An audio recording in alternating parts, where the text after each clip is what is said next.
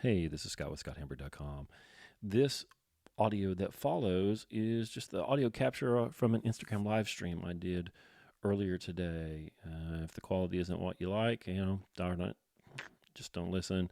But I think it's good enough. One of my listeners, had sent in questions about personal finance, kind of following up on Barbell Logic episodes like I think they're 156 and 176, where I talk about investing and that kind of stuff. So I thought I'd do a live stream and talk about my answers to his questions, and we also talk about systems of government and all kinds of other things. So I hope you enjoy this. Thank you. Hey, good morning. One of my Online Great Books members and Instagram followers, Jordan, sent me a list of financial questions, and I'm gonna answer these. I'll wait for you guys. Hello, Mr. Old English. I'll wait for you guys to show up. Hello, Ragnarok and Library Majestic. I'll wait for a few more people to show up, and then I'll do it. We'll record this and keep it. Anyway, Online Great Books member Jordan and Instagram follower, he had listened to Barbell Logic. I think it's episodes 156 and 176, or maybe it's 157 and 176, where I talked about personal finance a little bit, and he was very interested in that. And he sent me a list of follow-up questions on those episodes, and wanted to hear my answers about this stuff. So I thought I'd have a pipe and a cup of coffee here and answer those for Jordan, and maybe it'll be helpful for somebody else. It'll certainly be helpful for me, because I will have to think through my positions in order to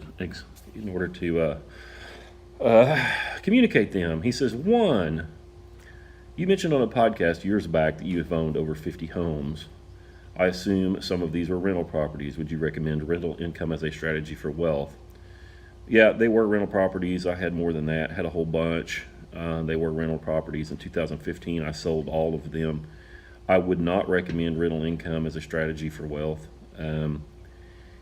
The housing market is so very manipulated by low interest rates, low doc, almost zero verification mortgages and so on, that almost anyone who can scrap together $1,000 can buy a home at a very, very low interest rate. So the people that you end up renting to are either very short-term renters, a businessman that's going to be in town for 6 months, or complete lowlifes who can't somehow find a way to scrap together just a few $1,000s and a little bit of paperwork and some W-2s to get a mortgage.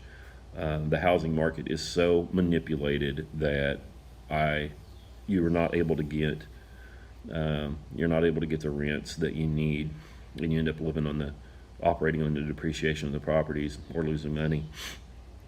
In some areas of the country, capital appreciation of the properties is pretty significant, and people could come out pretty well on their exit, but not in the part of the world that I'm in. I don't think it's a good business model under the current conditions, and these conditions have existed since probably the late 90s. So no, I do not recommend rental income as a strategy for wealth accumulation. Maybe somebody else is better at it than I am and does better. That's fine, good for them, but I don't recommend it. I do think that someone could operate a rental business and be their own leasing agent, be their own maintenance man, and make that sort of their job, and make a living out of the thing, and then punch out at the end, and then get a big punch out when you sell all those properties. That could be okay, but as a passive thing, no, I don't. It's not very good. He says, what advice could you offer current and potential landlords? I don't really know. Probably get out, but hopefully those people are doing better than I did and have an insight that I don't have. There are also some problems with liability in that area that have cropped up in the last 10 or 15 years, maybe the last 20 years. If someone if someone puts a meth lab in one of your properties, you have to clean that up, and it's very, very, very expensive, and no insurance policies that I'm aware of will cover that expense, and that alone could wipe out years worth of profits. So I think there's some problems with it. Clearly there are people that do okay with it, but they're highly, highly leveraged. They're real estate investment trusts, and they're highly leveraged. And I'm not interested in running a business that requires me to be, 90% debt or something like that. I'm not interested in it. Number 2, so a recap, a listener, Jordan, sent me a list of financial questions as follow-ups to Barbell Logic episodes, I think 156 and 176 that I had done on personal finance. And he had some further questions. He sent those to me, and I'm answering them today. If you have any questions, pop them in here, and we'll deal with them. Question 2 from Jordan. He says, what is your opinion on company pensions? How reliable are they as life expectancy rises and cost of living increases? I've been expecting SHTF for, I don't know, since about 1983.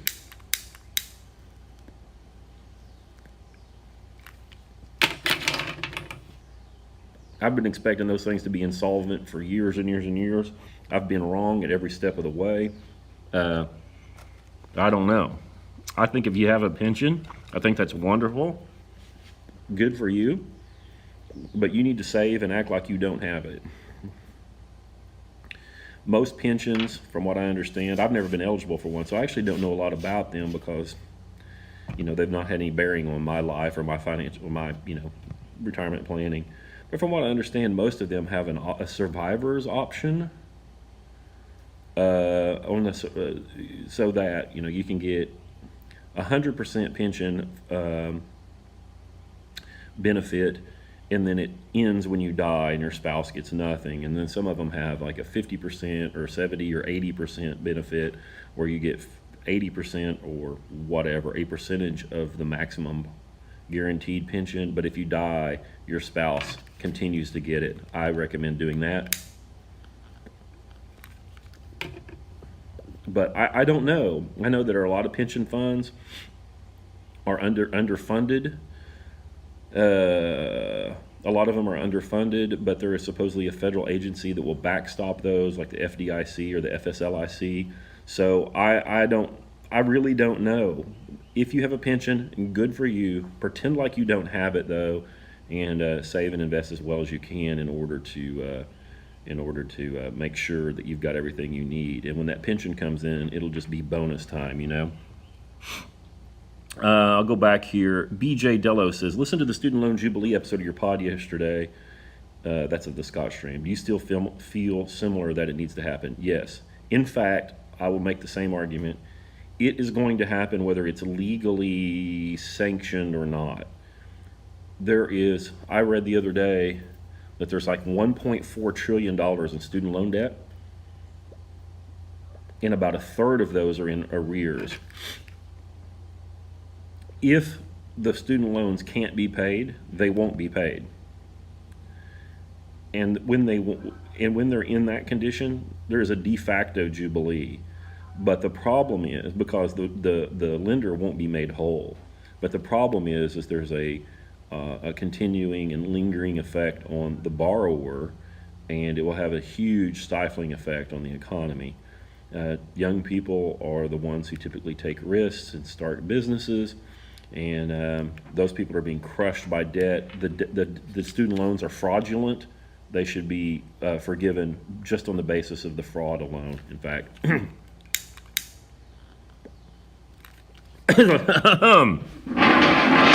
Hey, let's go get some coffee. Do you think the value style of investing will return to its former glory given the current environment? Texas Pete asks. Yeah, eventually it will, but it'll require a total collapse of this system. I wrote a short blog on my ScottHambrick.com website about we are in a post-financial economy, and I believe that's true. I still believe that's true. But value style investing will return at some point. It may take much longer than you or I have, but it has to, because it's the only objective way to deal with financial decisions, in my opinion. Everything else is witchcraft, and I really mean that, and mysticism. Value investing does exist in the small business sector. You can probably go find a small business owned by a baby boomer in your community and purchase that based on a value investing metric. And yeah, there are a lot of those opportunities, but I don't see them working in publicly traded companies right now. Still don't. Library Majestic says, are you still a proponent of paying off a mortgage over investing, given that mortgage rates are below the official inflation rate? Yes. Yes, I am. The mortgage is stifling for so many reasons. You can listen to those episodes on Barbell Logic for me to talk about that at length. I don't care if the fucking interest rate is zero. I don't care if it's zero. You pay off the mortgage. I actually talk about 0% interest car loans. They fuck up your cash flow. They fuck up your mind. They fuck up the way you approach problems, financial problems. You've got to get those off of your psychic balance sheet and off of your actual balance sheet. The making the money on the split doesn't make any difference. Additionally, people never do that. People never actually make the split. You know, we have a psychological problem. People do, and we have trouble with discipline, me included. And it's best to just pay those things off. Texas Pete says growth has been king for several years. Yeah, it's bull. Texas Pete also says it scares the crap out of me. Guns and butter strategy, maybe. BJ Dello says Mab Max. Hey, hello. BJ Della says, agreed on the student loans. I was able to graduate without them, but I see so many of my peers that are being crushed by awful terms with nothing to show for it. Yeah, there needs to be a jubilee on those. Or in fact, there needs to be a jubilee on virtually all of it, and lending needs to be outlawed. Usury was outlawed for thousands of years for a reason. For a reason. I'm going to go back to Jordan's questions here. Here's number 3. Keep bringing the questions. This is fun for me.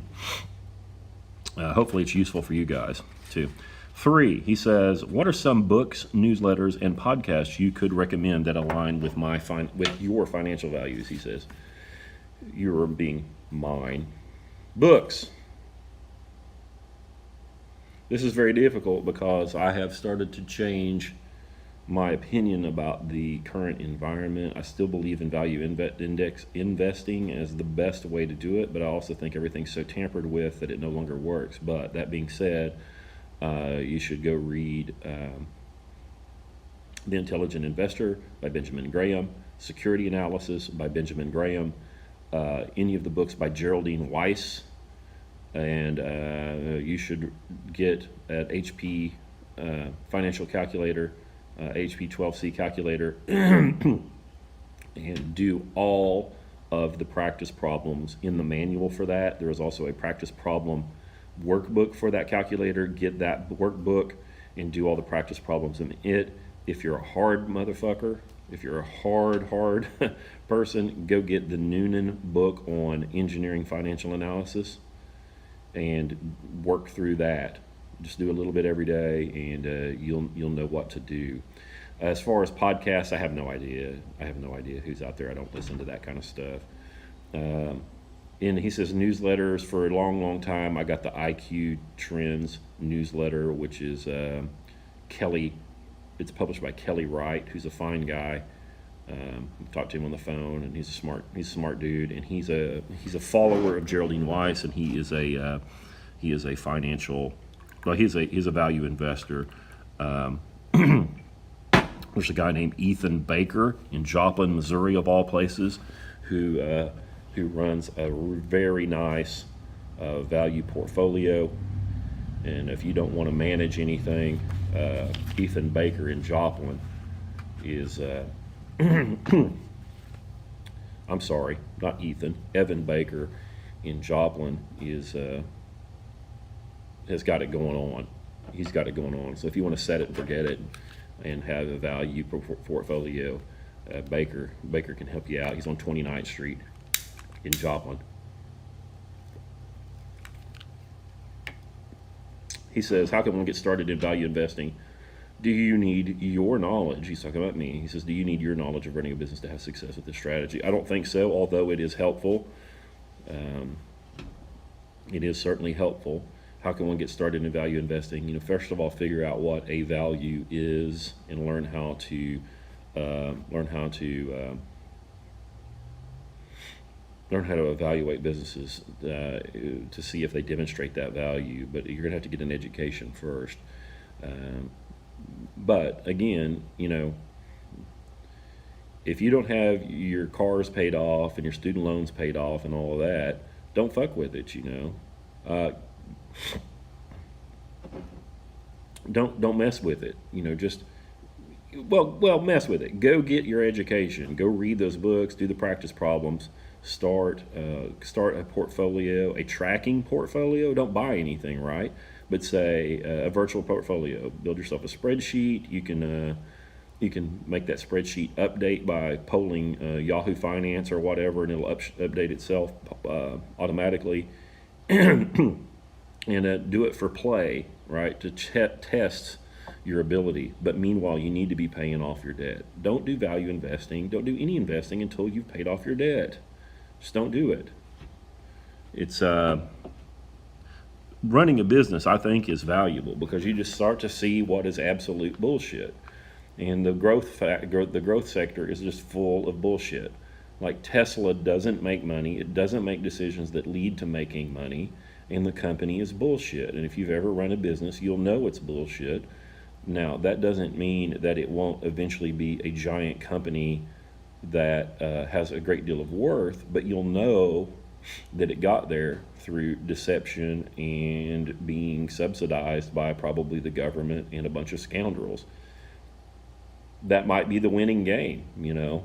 That might be the winning game, but you can smell, if you've run a good size small business or a medium sized business, you can smell the bull 10,000 miles away. And if you run a small business and you watch your own financials, your own profit and loss statement, your own balance sheet, and you look at those things, you know, weekly or frequently, it makes you develop a sixth sense and intuition for evaluating other financials. So when you look at the SEC filings or the annual reports of these big companies, you've got a lot more practice with dealing with those things, and it's a big help. Texas Pete said, would starting a barbell gym be a good investment? I don't know, Texas Pete. I suspect that it wouldn't be a very good investment, but it might be a good job, right? There's nothing wrong with us owning our own job, but we need to make sure that we understand that we own our own job and that it's not a big investment. You're not going to sell that gym for 10x, you know, but you will have had maybe good employment and stay in a stable life while you operate. And there's nothing wrong with that, you know. So you might consider it for that, and it might be a good investment. I don't know. I'm not opening one. Like, I've got a platform. People know who I am, and I'm not messing with it. I'm telling you that.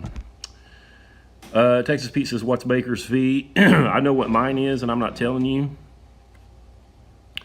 I think it's a point, and mine's not a point.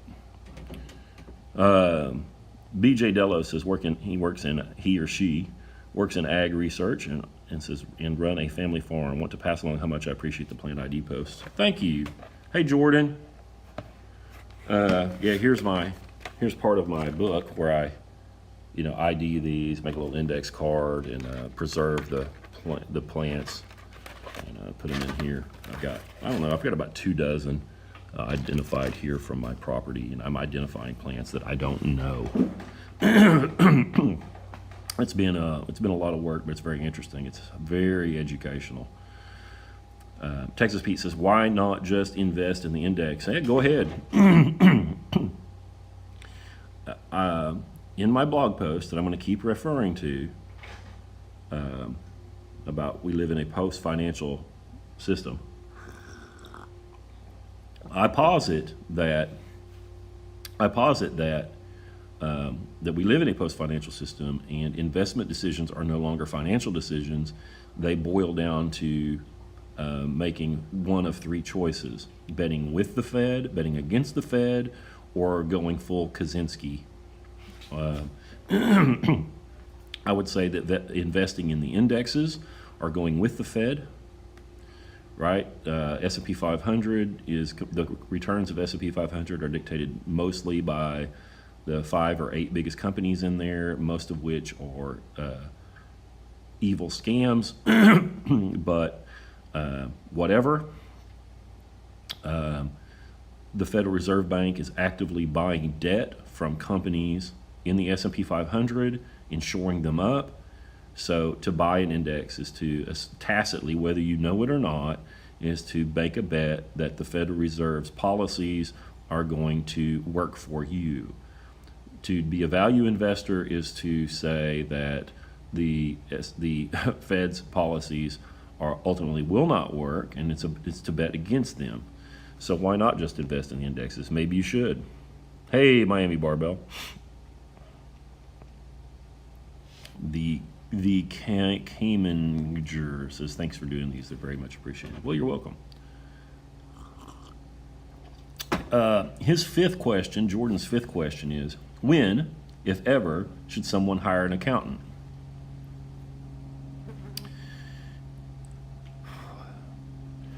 I certainly have an accountant prepare my taxes.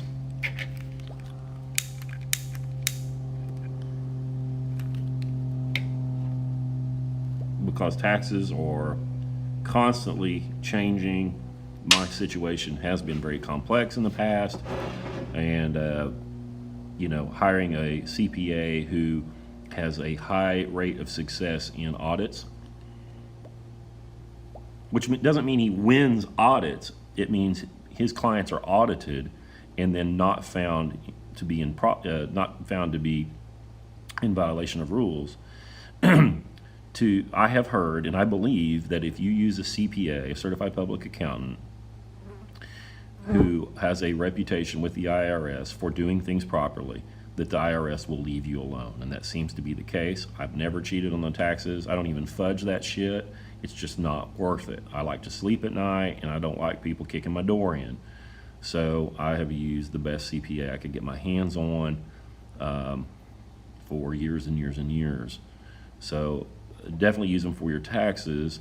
I think you should do all of your own bookkeeping. I don't care what size the business is. Hey, Dre, good morning. When I say I don't care what size the business is, but if you have a business that is so big that you can't do the bookkeeping, you probably have some problems that you will need to deal with. And I know that probably seems crazy to people. I have always done all of my own accounting. I did it when I had no employees, and I did it when I had dozens. Modern software suites make it very, very easy to do. And by doing all of my own, hey, Nick Loper, and by doing all of my own accounting, I have kept a thumb on all of my financial condition, in real time. If you own your own business, you have to be acquainted with the financial condition of the business at all times, intimately. Like, maybe that's the most important thing that you have to do, perhaps. And if you have somebody else do your accounting, you're going to have to spend several hours a week getting acquainted with the financial condition of the company. You will have old information because the accountant will have to prepare it and then pass it to you, and then you'll have to study that, and you're going to have to spend several hours a week on it. 8 or 10 hours a week, probably getting acquainted and staying acquainted with the financial condition of the company. I have found that even when I had dozens of employees and millions of dollars in revenue, that I could do my own accounting work in about the same amount of time it would take me to do financial prep, and by virtue of doing the accounting, was instantly acquainted with the financial condition of the business. And by doing my own accounting, I had a major fraud control within the company. Almost everybody I know that has owned a small business has had pretty significant fraud perpetrated on them, people stealing from them. And I have certainly had people steal from me, but it was mostly in terms of supplies or stealing from the time clock, right? Punching in and out inappropriately. But I'm not aware of ever having invoices, receivables, fraudulent invoices created, receivables collected, and being defrauded of those monies or anything like that. So, me doing the accounting was, a lot of people would say, oh, well, that's a low value function that you should delegate. I absolutely 100% disagree. The purpose of the business is to be a financial black box that generates a proceed for you and your family. And doing the accounting is the best way to keep your hands on it. If you get 500 employees and you can't do it, you're going to have to figure out what you're going to do. But you're going to have to spend a lot of time analyzing financials and a lot of time instituting fraud controls and following up on those. That's a big problem that very few people have. So in general, I'd say do your own accounting. And by the way, if you don't know how to do the accounting, you don't understand financials. You don't understand how to run a small business properly if you don't understand the accounting. You need to understand the accounting. And the software is so good nowadays anyway. It's so much easier to do than it was when I got started and did it, actually in a ledger book.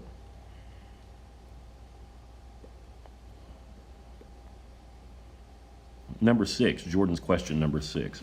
What is your opinion on set it and forget it investing, i.e. ETFs, exchange traded funds, and index funds?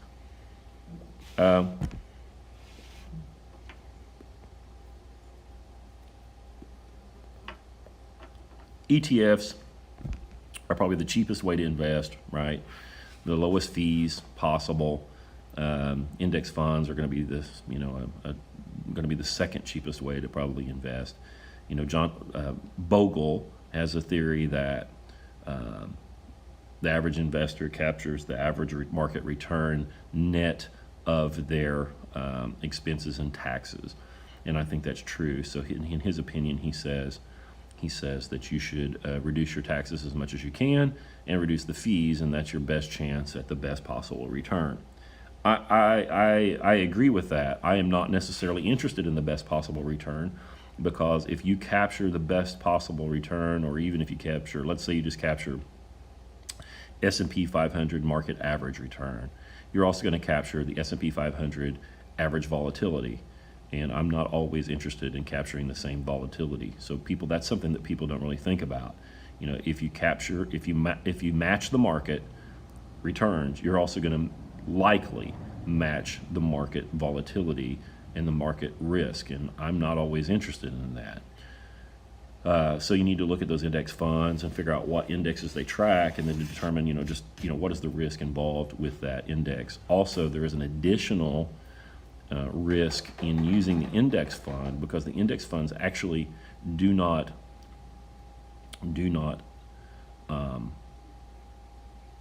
mimic 100% the index. Like, for example, the S&P 500 index fund doesn't own the S&P 500. It will own a basket of stocks that is designed to closely mimic the behavior of the S&P 500. So if you look at the perspective for Spiders or Vanguard's S&P 500 index fund, you'll see that they don't actually own all of those stocks, and that maybe 80% of the holdings of that index fund is in just a handful of stocks, because again, their goal is to match the performance, but not actually match maybe the risk profile. So the index funds and the ETFs are typically not as diversified as the broader index is, and I think there's a huge risk, and it's going to happen at some point. If it can happen, if it is possible to happen, then it will happen. And it is possible that at some point an event occurs within financial markets that causes the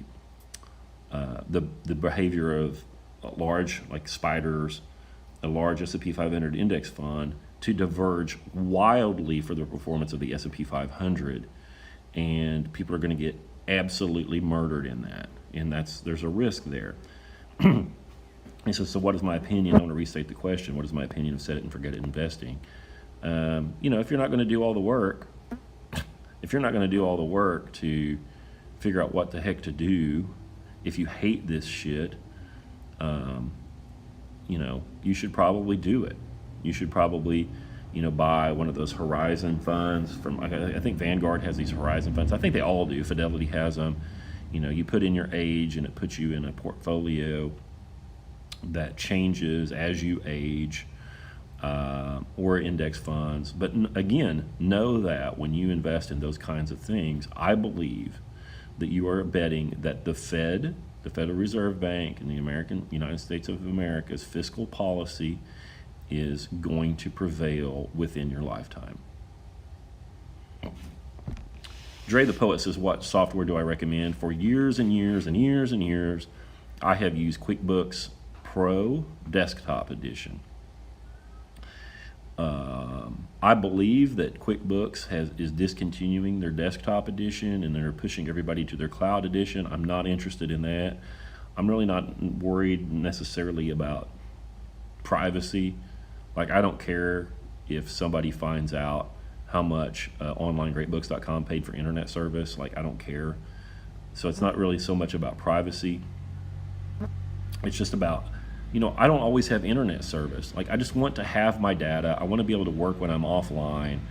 And I also don't like having subscriptions. I'd like paying X for the software and using it as long as I can and minimizing my costs there. I don't like that cloud shit. So I don't know what I'm going to do as QuickBooks moves everybody to that cloud model, because I'm not going with them. I may go back to paper ledgers, actually, maybe. I'm not against it. Texas Pete says, liquidity will be driven by the largest indexes by market cap. In the largest indexes by market cap, yeah. Investing in Daniel Frog gives me a sentence fragment. Investing in public companies versus investing in land around where you live. Fill that in a little better, and I'll come back to it. 7, Jordan's question number 7 says, can starting a side business work? Yes. And then the second part of that question is, do you feel you need, I don't feel anything, but I believe, he says, I think what he means is, do you believe, or do you think that you need to be all in to gain any traction? No, you don't need to be all in to gain any traction. Side businesses can work. I have started them. Online Great Books started as a side business. My coaching business started as a side business.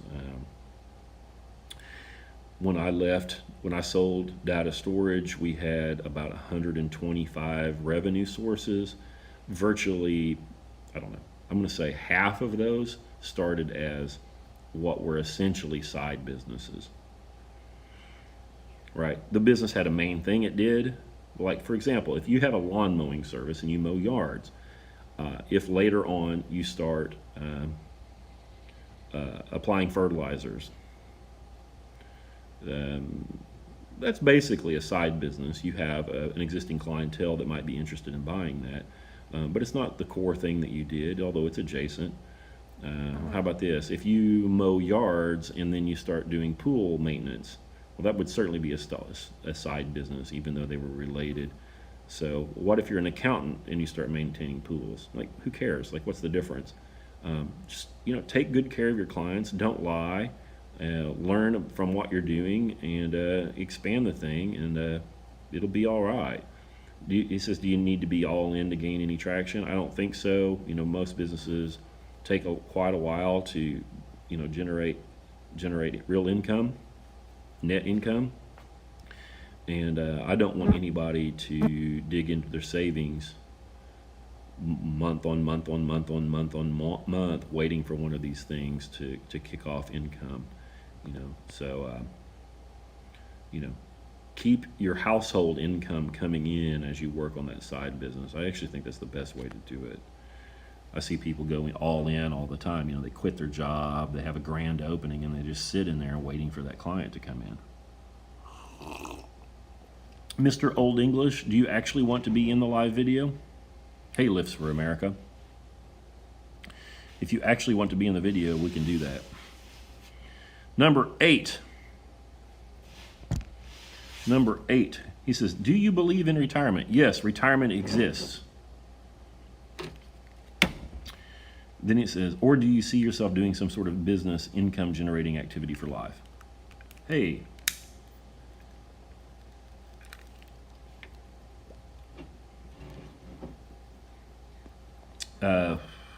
I see myself doing some sort of business income generating activity for life, but that's what I do, and I enjoy that, and I'm good at it, and I'm stingy.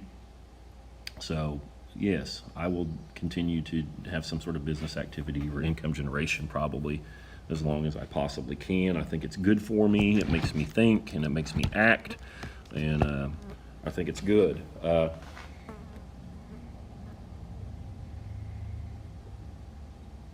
Retirement is a new idea, and it's probably a dumb idea. You know, up until, I don't know, mid-century, 20th century, maybe the 1930s, 40s, 50s, I don't know when, nobody retired. Like, you might, historically, you might have backed off of some activities that you had done and hand those off to the younger people, but then you would take up new duties as the grandparent or the patriarch or the matriarch. Those activities may just be teacher, keeper of the culture, I don't know, smaller but not less important duties, like maybe help look after the kids during the day while the young people toiled. So, you know, the idea that somebody works until they're 62 and then they just fucking play golf and watch television until they die is really a stupid fucking idea.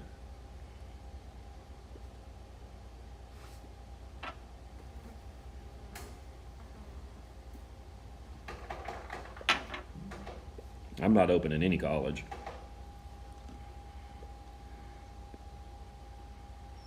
I hope that by the time I'm 90, Zach, or even way sooner than that, by the time I'm 52 or 3 or 4, that I don't have any public persona or profile at all. My hope would be that I help my children, you know, move into their roles, whatever those would be, and my sons-in-law that I do not have yet, and help them move into whatever roles they need to have, and I become support staff for those people. That's what I hope. Well, those are let me look. Yeah, those are Jordan's questions I answered there. So that was kind of cool. Thank you, Jordan, for sending those. He said, feel free to dunk on me. Well, I don't see anything to dunk on there.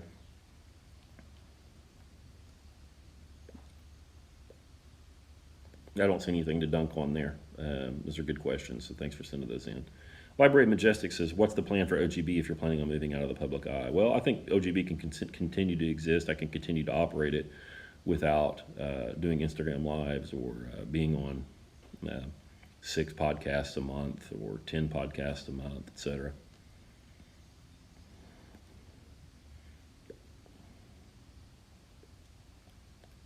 You're a Canadian, you can hit me there. Hey, the Canadian people are good. Your government's garbage, but you're good. It's just much like America. You know, the Americans are good. The United States government's garbage. Hello, Mr. Kleinfelter. Good morning.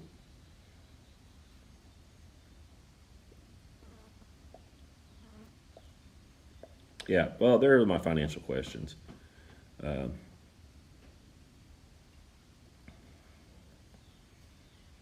Lives for America says Scott's going to be the guy with his grandkids at you see at the park. We ain't going to the fucking park. We ain't going to the park. The park is like going to the park is like being a deer grazing in a baited field. Like going to the park is the equivalent of a baited field for pedophiles. Texas Pete says there is great value in privacy. You just need to be able to build your brand somehow. Yeah, I don't buy all that brand stuff, by the way, as I wear my shirt. I wear the shirt because I'm proud of what we do. But for small businesses, the idea of a brand is a stupid fucking thing. Small businesses look at, Nike and Coca-Cola and McDonald's and they're like, man, we need a brand. But the truth of it is, it doesn't work at the scale of a small business. You've got to, it takes an enormous amount of money and an enormous amount of exposure to build a brand of any kind.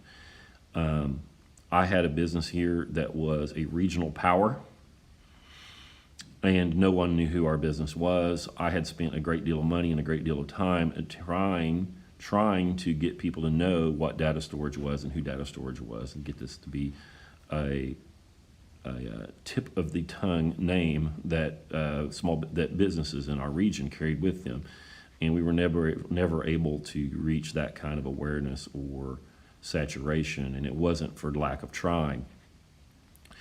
Yeah, Kleinfelter says you need a good product first. Yes, you need a good product first, absolutely. And then you just have to do direct marketing. You have to go directly to the kind of person that needs what you want and sell that to them. You can automate some of that, when podcasts and email lists and websites help, the newsletters and things like that help us do that. But ultimately, you have to contact the right kind of person. You have to contact them multiple times with a compelling message and get them to purchase. And then once they purchase, you have to deliver on that faithfully. Building a brand, like nobody cares what Online Great Books is. Nobody cared what data storage was. And frankly, nobody cares what Barbell Logic is. You have to tell people, this is what we do. We make people stronger. Here are our testimonials from people who we have made stronger. Here's our guarantee. If we fail to do that for you, here's a contract, press hard, it's 3 copies.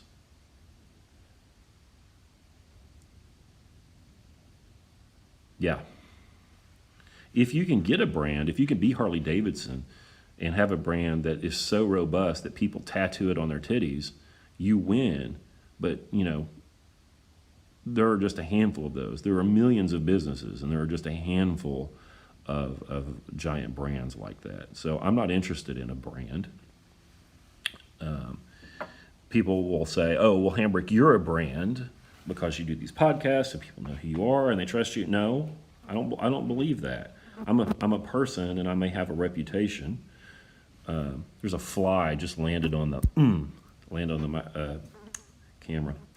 I have a reputation, and some people trust me and some people hate me. Some people like me because other people hate me. And we end up selling some stuff. But that doesn't mean I'm a brand. It means I'm a person with a reputation for certain kinds of action. Zach says, nobody has ever asked me what my AOM t-shirt is. I tell people about AOM, Barbell Logic, and OGB because I like what y'all do, but nobody ever asked. Yeah, so this shirt, the AOM shirts, Art of Manliness shirts, or whatever, there's something that we wear. I wear it because I'm proud of what I've done.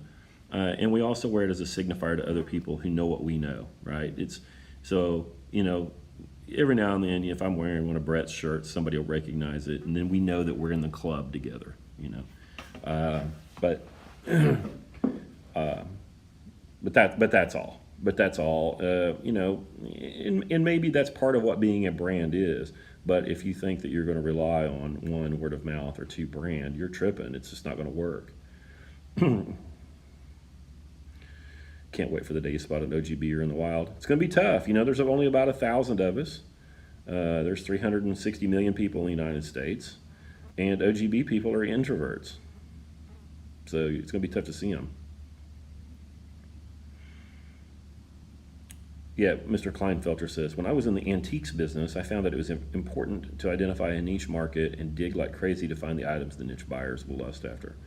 Right, you have to find your people, and then figure out what their wants and needs are, and then fulfill those, and then find a way to locate more of those people and continue to get in front of them. I had an orientation for new Online Great Books members last night, and one of the guys, I do the orientation, and then I hang around for Q&A, questions and answers, and one of the guys said, hey, I've been hanging around in Slack, and I noticed there are a bunch of Catholics, 2, there are a bunch of barbell people, and 3, there are a bunch of homesteaders in there. He's like, what is that about? And I'm like, I don't really know what that's all about, but that's who our people are. They're self-reliance people, and they're traditional people. That's who our people are.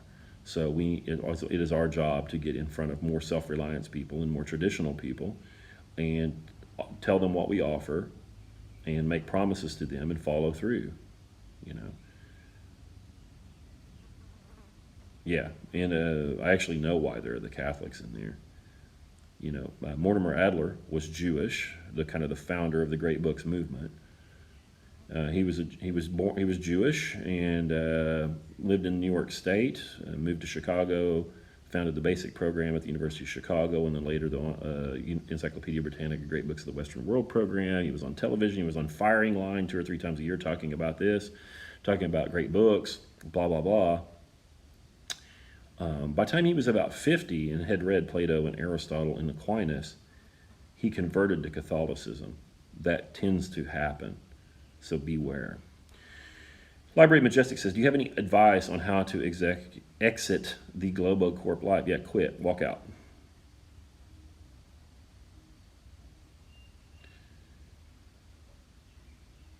Yeah, you're gonna have to get your expenses, Library Majestic. You're gonna have to get your expenses way, way low, way, way low. You got to live as cheap as you can, and then try to get a side gig going so that you can get some income in. Because when you leave Globo Corp, you're probably going to get smoked, like income wise, right? You're not going to have insurance, you're not going to have dental insurance, you're not going to have and you're not going to have that Globo Corp money coming to you, and that'll hurt for a while. So get some income from some source.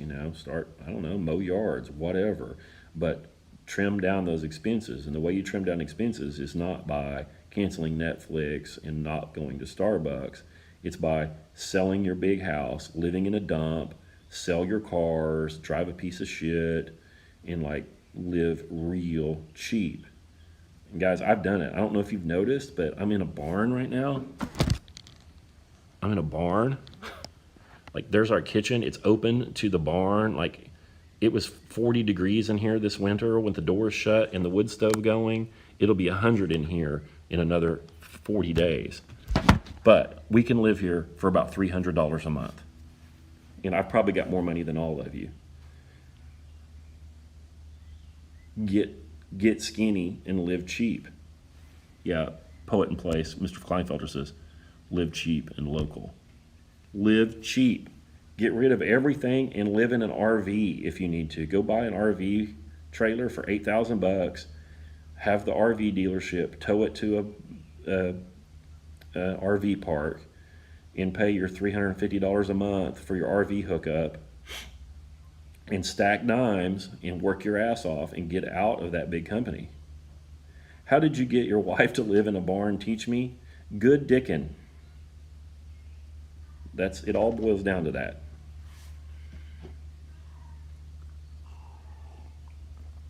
No, but I have a track record of making good decisions for us. And I have a good track record of making all of these things that we have done, from buying businesses to selling businesses, even child rearing and so on. I have a good track record of making those things adventures that have made us better off as a couple. And I'm not even talking about the money, right, that have been useful to us at having a relationship. And I'm like, hey, this is the next project. This is the next adventure. Here's why we should do it.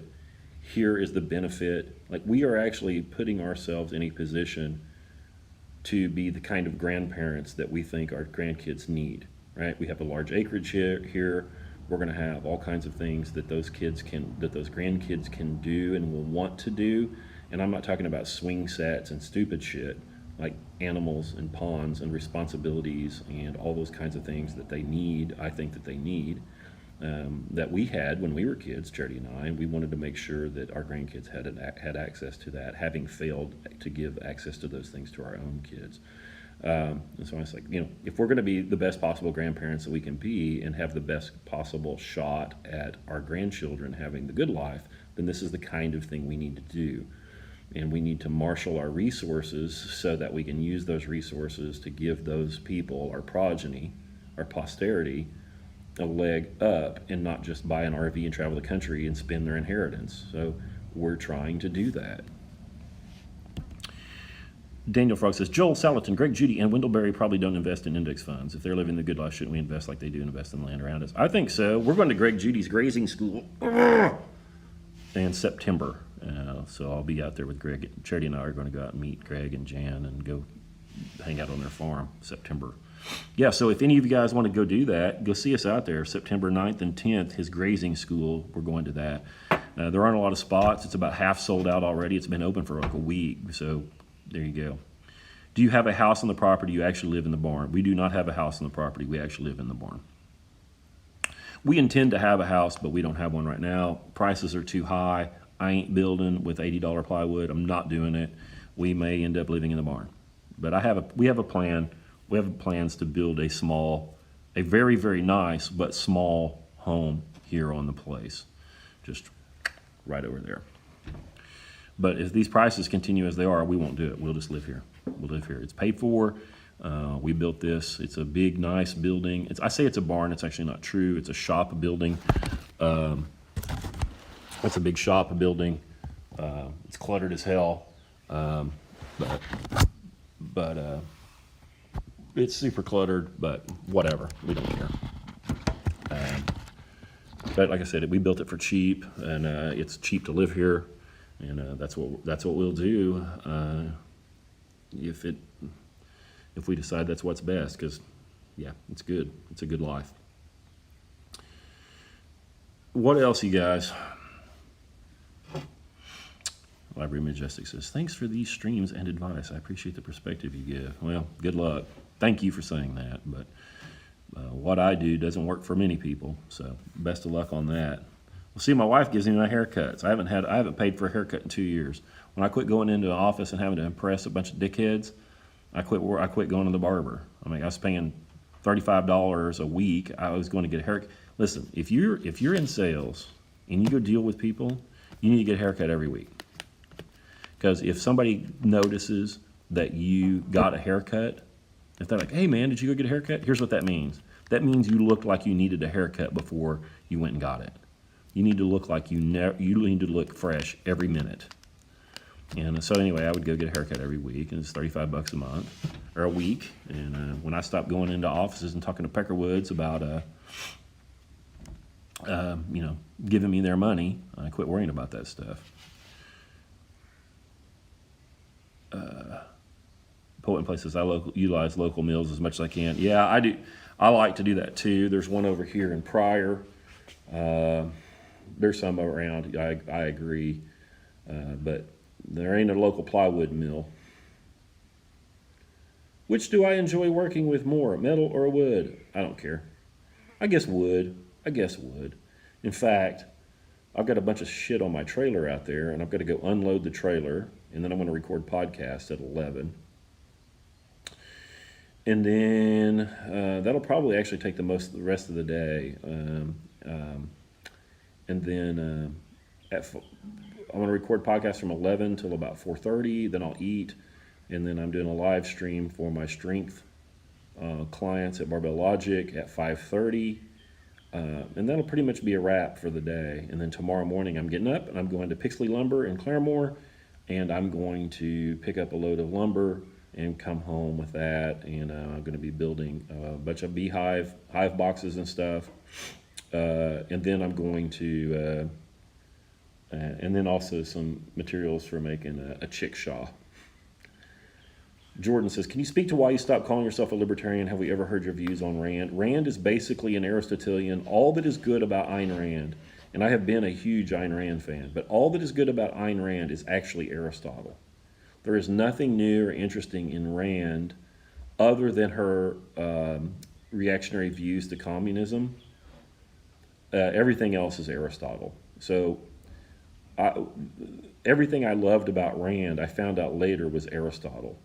So I went to the source, got rid of all the communism ressentiment and all of the ugly girl ressentiment, and found the truth there. I stopped being a libertarian because libertarianism is bullshit just as much as Marxism is. You know, they always say, oh, it's never really been tried. If we could just get the right person and really try, then we could get true libertarianism, and then we would know. But the main reason that I don't like libertarianism is because they don't know what to do with government power. They don't know how to use government power, or any power for that matter, to actually bring about their own political aims. They can never achieve their aims because they refuse to use political power. Right? Their whole stance is to not use political power. They can never achieve their aims. It's absolutely... That's what you get when you live in a barn. There's flies on the camera. It's absolutely a retarded pipe dream because they can never do what they claim they want to do because they don't understand political power at all. Like their policy is to not use political power. Well, how will they bring that about? Thirdly, libertarianism is not concerned with the good life. For libertarianism, the highest ideal is license to let anyone do whatever they want. And I don't believe in the idea of a victimless crime. This fucking fly. I don't believe in such a thing as a victimless crime. I believe that everybody is important. I believe that the individual has something wonderful in them, this animating spirit, and that if nothing else, that person would be a victim of their licentious behavior. And I don't buy it. I think that Oklahoma is worse off now with medical marijuana and recreational marijuana than it was before. Now, ostensibly, like, freedom is higher, but I think we're worse off. And libertarians essentially are progressives, but they don't even know it. Right? There's nothing they won't allow. There's just nothing they won't allow. They can't make an argument. They can't make an argument for not letting trannies read books to your kids in kindergarten. They can't actually make an argument for 14-year-olds selling. They can't make a consistent libertarian argument for not allowing 14-year-olds to sell their sexual services. Like, it's stupid. It's fucking stupid. The whole thing is stupid. And I was the biggest one you've ever met. It's just an autistic freak out. It's ridiculous. My rack and platform are in my bedroom. Yeah, so we no longer do in-person coaching. I actually quit doing in-person coaching in November 2019. I hate doing it. Not because I hate seeing people in person, but I hate having that schedule. I hate having people come to my home. We had a home gym. I just hated it. I like coaching people, but I hated having that schedule, and I hated having people at the house all the time. We just had no privacy as a result of that. And it's just a bummer, man. And we were growing that business, and it was very good, and we were making a lot of people very strong. But I didn't like it, and I certainly didn't want to have to get in my automobile and go unlock a facility and do that somewhere else. So we now just coach a few people that are basically family in person, and do online coaching. Poet in Place says, since legal weed in Washington, we now have more meth and opiates. Yeah, of course. of course. Yeah, and the libertarians reject the whole idea of a slippery slope as a fallacy, but they just refuse to address human nature. The whole, like, everywhere I turn, it's stupid. Everywhere I turn, it's stupid. And so you can be a monarchist and be a small government person, right? You can be a monarchist and understand how to wield political power, or have an opinion on how to best wield political power, still be a minarchist, right? Be a small government advocate, but not embrace all the retarded libertarian stuff, guys.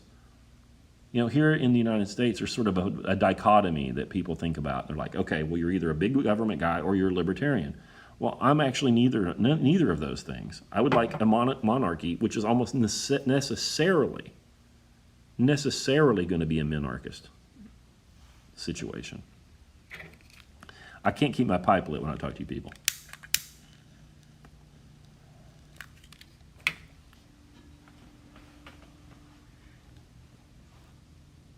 The libertarians are a bigger set of enemies than the ideological left is.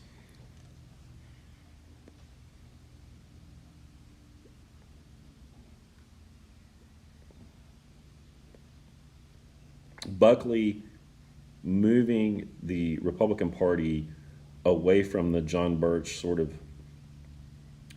right wing towards a libertarian left, essentially, was the beginning of the end of the Republican Party.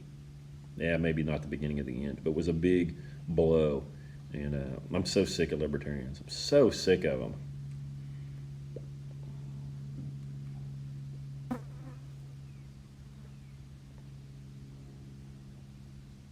What else, guys?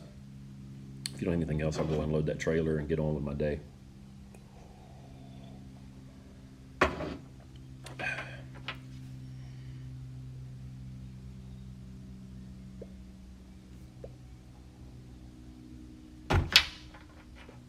Nothing? Well, thank you guys for coming. Hello, Robert, Mike, Johannes Baker. Is there a totalitarian monarchy in history that you think did it right? I think the Habsburgs probably did it right for a long time. And you say totalitarian. Listen, don't say that. You don't put those two together. Just say monarchy.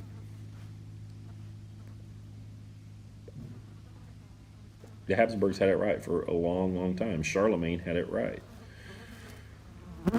Whatever. I will post this. I will post this so we can go back and listen to the beginning there. Green Eggs and Sam.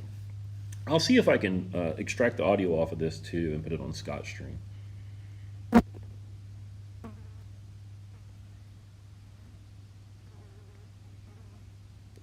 Yeah, so this started.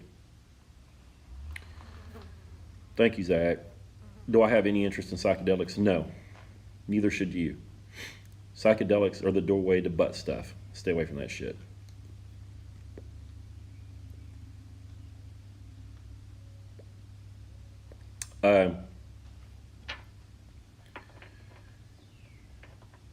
Jordan sent me these questions about, my financial opinions on these different financial questions or problems or whatever.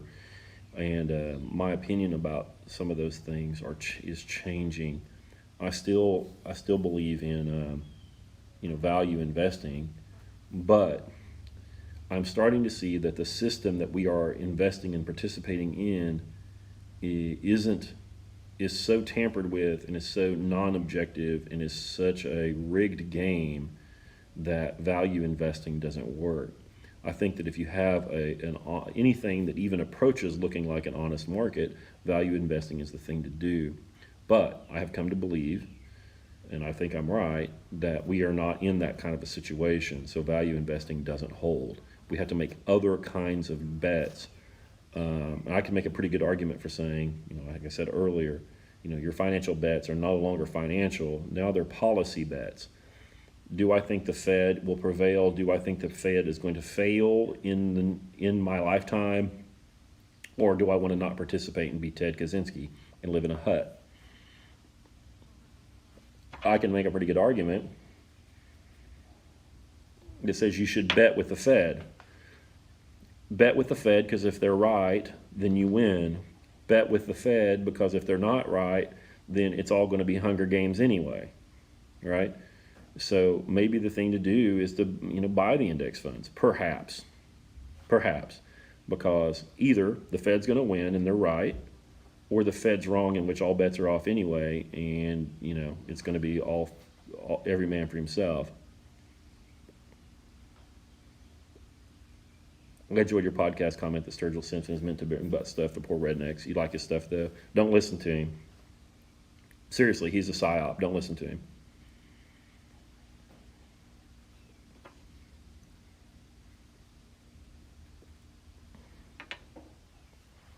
Library of Majestic says, any advice on how to acquire land for a good price? How did you come across your acreage? We bought this. We bought this a while ago. We were driving around every day looking. And we were driving around every day looking for property, my wife and I. And she found it. I can't remember if we drove by it or if she'd seen it on a website or if we heard about it through the Redneck Telegram. I don't remember, but we bought the thing. And how to acquire it for a good price? I don't know that you can right now. I don't know that you can right now. You say how to acquire land for a good price. Well, the bigger problem is how do you acquire good land for a value price? So I don't know. Nick Loper says, what are the benefits of monarchy? There are many. 1, when you have a monarch, there are fewer people to kill to overthrow an unjust government. 2, the monarch has a long-term view of his or her role, and we now want people to have a shorter and shorter term view of their role in government by limiting their term. I say no. I say make sure they have the longest possible view of their role in government, and the way to do that would be let them have a hereditary stake. Actually, I say let them. A proper monarch would take it. They would have their whole family would have a hereditary stake in government. So that monarch would know, Henry II would know that if he doesn't govern properly, his sons, his grandsons, his great-grandsons, and actually his nation, which is an extension of his family group, would suffer. So it would behoove that monarch to make the best possible decisions for the long haul, not for today, not for the voter base today, for the fall election. 3, the monarch has a property right in the government. Like the government is actually that person's property, and that would, in the nation. And that would cause them to make good judgments about the management of that, because it's not viewed as something to extract wealth from, but something to husband. 4, because of the long-term view that they would have, the peril to themselves if they are unjust, and that long-term interest in the government, they are much less likely to enter into frivolous war because they have to fund it straight out of their pocket. But all of those things mean that they're going to be less likely to debase the currency, they're going to be much more respectful of their people, and so on and so on and so on. Can I expound? Who is behind the PSYOP? Hollywood. Hollywood in retarded fucking Nashville, RCA Nashville, or whoever it was that gave him a deal. Jason Isbell has recently come out as a kind of a pro-Antifa, pro-BLM country music artist. Like, what are we talking about? And then I saw recently that Isbell and Sturgill Simpson were given a movie deal. That's how it happens. It's not how you think it is. It's not like the CIA created him in a laboratory. They know that he's basically a progressive. They are Hollywood, and degenerate progressives know that he is basically another degenerative progressive, and they set him up for success so that they can subvert Southern and rural culture. they're not going to let me on the Rogan podcast. I would eat that motherfucker alive.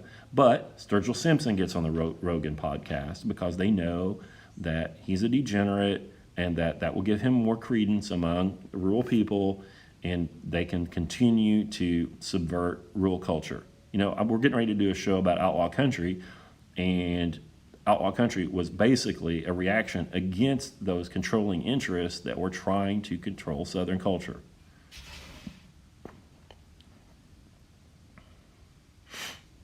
Jason Chakroff says, I have an infinitely long reading list, but check out The Plantagenets by Dan Jones. Yeah.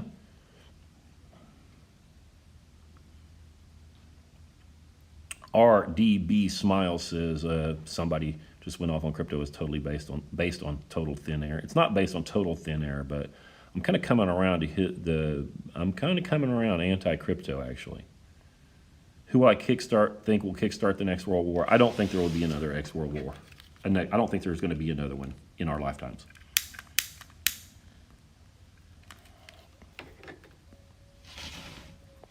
The United States is not able to wage any wide-scale war.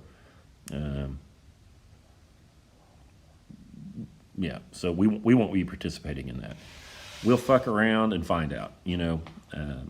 China will put a carrier group on the bottom of the South China Sea. China will just quit shipping antibiotics to us. Like, we don't make anything. We're not in any position to wage any kind of wide-scale conflict. We just can't do it. Not to mention our military is shot through with trannies and weirdos and is basically a progressive sociological experiment now. You are aiming for a monarchy of a distributive nation. Yeah, probably.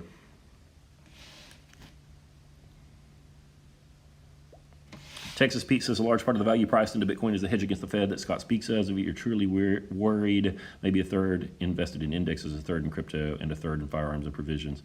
Yeah, probably not. Crypto is done. About 3-4 weeks ago, the anti-crypto people figured out the rhetorical kill shot. There are two of those. Those rhetorical kill shots against crypto are, one, that it isn't green. In the late 80s, I started seeing people talk about things not being green, right? I started seeing Greenpeace more active. I started seeing environmental activism in corporate activism. And I thought, this is the dumbest shit I've ever heard. This will never work. It worked. Environmentalism is one of the three new religions. The three new religions are environmentalism, race, or scientism. And there are probably something like 40% of the people in the country would never buy crypto now because they're starting to believe that it's bad for the environment. I've seen news stories that allege that a coal-fired power plant was being spooled up in either Wyoming or Montana to power a Bitcoin miner, which is an absolute fabrication. But I've seen the story. Tesla said they're not going to take Bitcoin because it's not green, etc. So all of these upper middle class and middle class scrambling, striving Haradan women that like go through their trash and separate out things for recycling. Like, there are like upper middle class women who won't get dirty or do anything that go through the trash to recycle, right? Who carry around these dirty canvas totes to Whole Foods because they think somehow that that's better than the paper bag. Those people will never use Bitcoin once they've read one of those stories and they won't allow their husband to do it.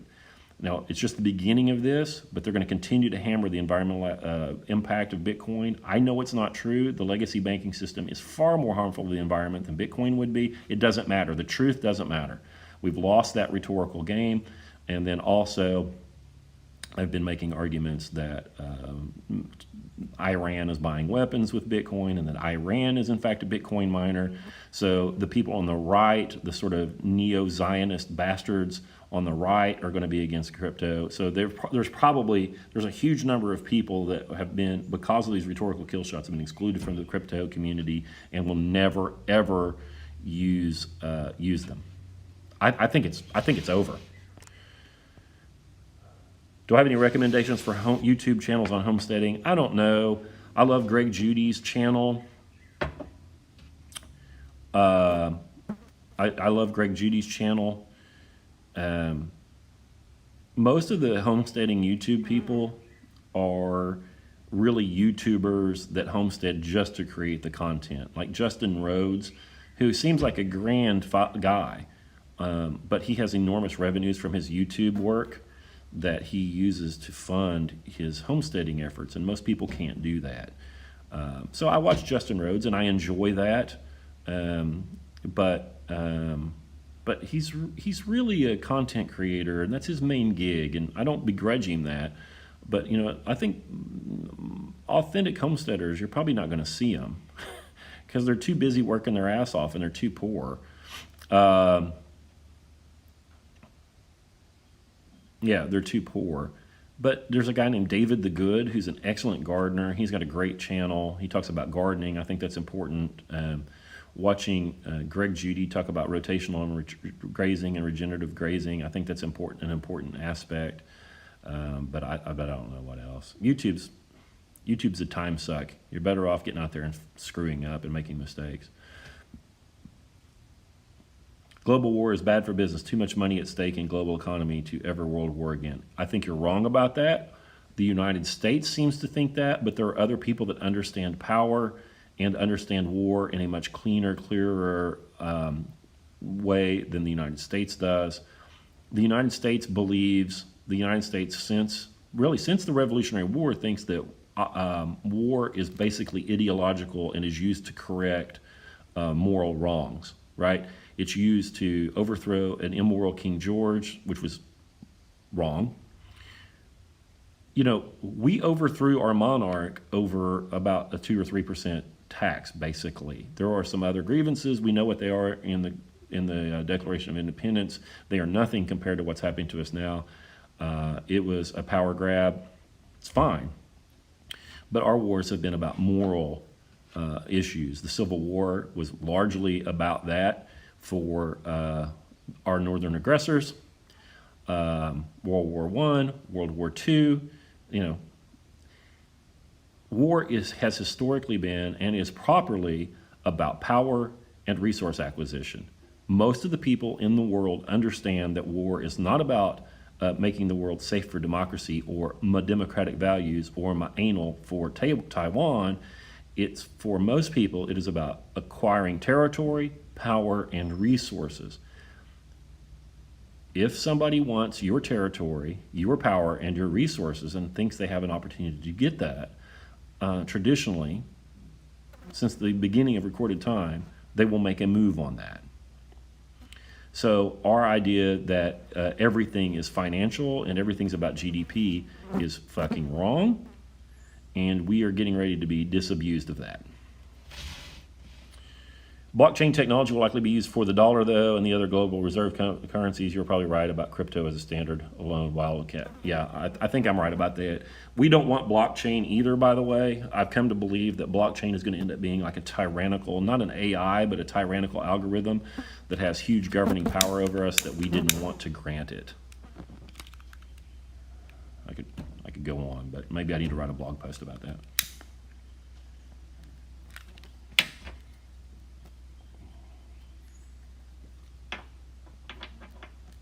You don't want a permanent distributed ledger. You don't want that. You think you do? You don't want that. I promise you.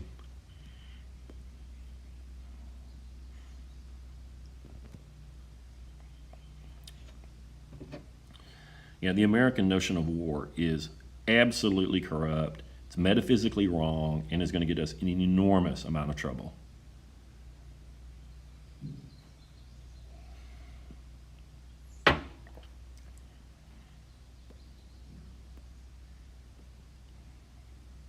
All right. Anything else? It's 9:52.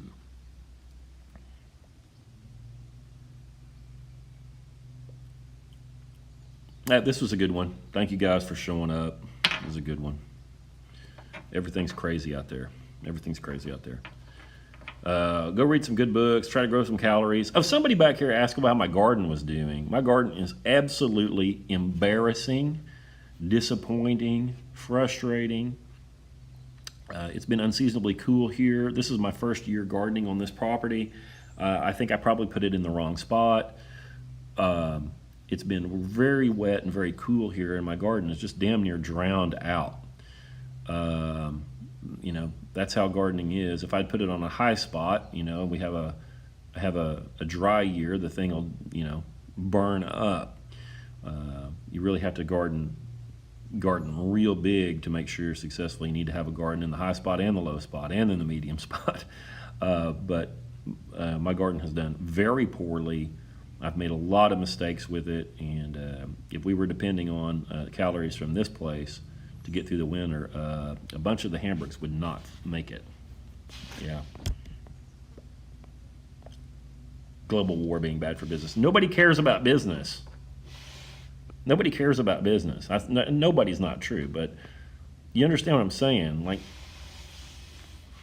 that's a preoccupation that Americans and British have that not everybody else has. For the Chinese, I believe that that business is a means of waging war without firing weapons. They are very interested in business, not because of the profit necessarily that it yields, but because of the geopolitical power it gets them. They use business as war by another method, right? And the United States has tried to do that, but failed. The United States is a failed experiment in almost every respect. Yeah. Anything else, y'all?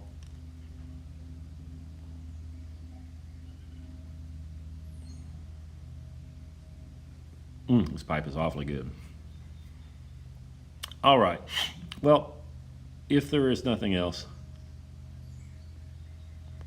I'll log off here, and I'll see if I can extract audio out of this and maybe cut some of the silences out and put it out as a Scott stream, but I'll certainly leave it on the IGTV. And hopefully it'll be of some use to someone. I'll probably get deplatformed at some point because of this stuff. Who knows? Looking forward to the Outlaw Country episode. Oh, thank you. I've been working along on it. I'll probably record it in 2 weeks from today, would be my guess. So it'll be another 3 or 4 weeks out, probably. Hey, thanks for sending those questions in, Jordan. I appreciate that very much. If any guys else want to have some questions you want us to do, want me to field on a live stream, send me those questions, DM